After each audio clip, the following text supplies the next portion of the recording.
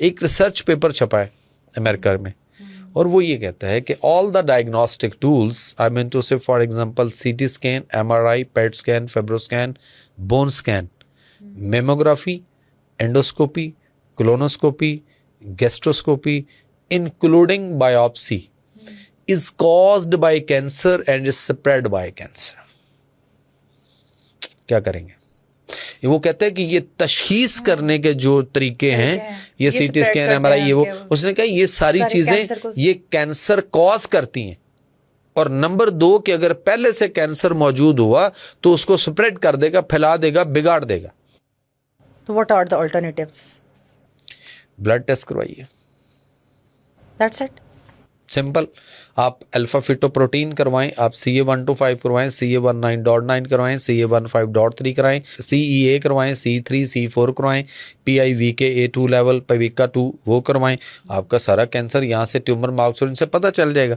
اور دوسری بات ہے کہ یہ جو جسم میں گلٹیاں, رسولیاں, سسٹ, فیبرائڈ, میس بنتے ہیں, اب اس کی اگزامپل دوں گا. فرض کریں یہ مائک نہیں ہے, یہ ایک فائبرائڈ ہے, یہ ایک ٹیومر ہے, ٹھیک.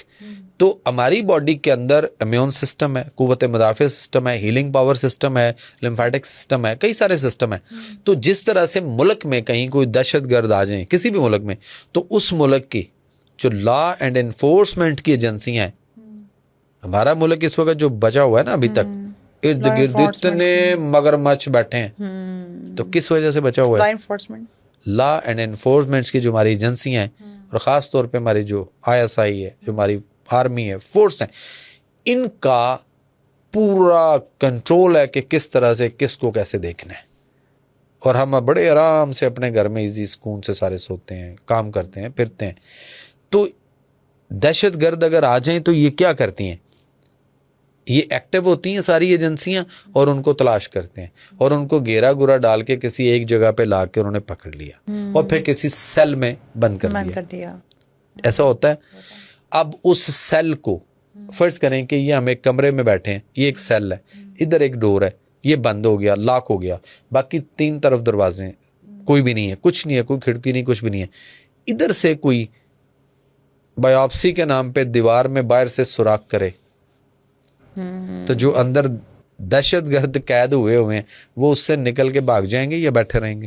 بھاگیں گے بھی, اور ساتھ وہ اسپریڈنگ والی سائڈ پہ, کیونکہ وہ بالکل بھائی انہوں نے باہر نکل کے وہاں سے بھاگے, اور باہر نکل کے انہوں نے جا کے کہیں مسجد میں کوئی نماز جمعہ تو نہیں پڑھنی نا, وہ تو جس کام کے لیے ہیں, جو ان کی عزائم ہے وہی کریں گے.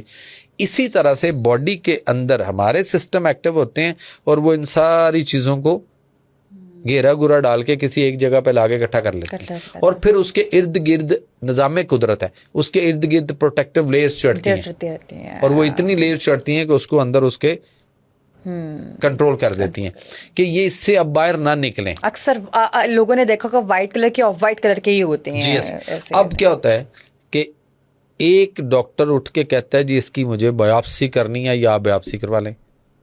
اب وہ اس میں نیڈل مارتا ہے, تو ان لیئرز کو کٹ کرتا ہوا ان کے اندر سے نیڈل جاتی ہے اور واپس آتی ہے, ایک مواد لیتا ہے, رپورٹ آنی ہے 15 سے 20 دن بعد, اور وہ جو مواد اس کے اندر تھا, جو اس کے اندر کینسر کے خلیے تھے, وہ نکلیں گے اور بھاگ جائیں گے, اور وہ پورے باڈی کے اندر سپریڈ اوور کریں گے, اور آپ کو تباہی پہ لا کے کھڑا کر دیں گے.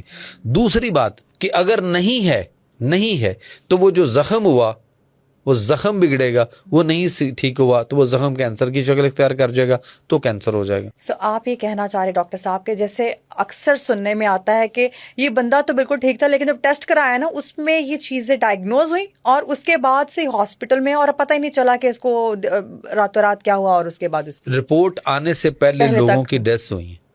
لوگوں کے اس کے رپورٹ آنے سے پہلے یا ان کے بازو کٹ گئے, یا ٹانگ کٹ گئی, یا کوئی نہ کوئی حصہ جہاں بھی تھا وہ کٹ گیا. پھر آگے اس کے بعد کہا جاتا ہے کیمو کرواؤ, ریڈیشن کرواؤ, یا مینو تھراپی کرواؤ. جتنی بھی تھراپی ہیں یہ ساری کی ساری بندے مار تھراپی ہیں.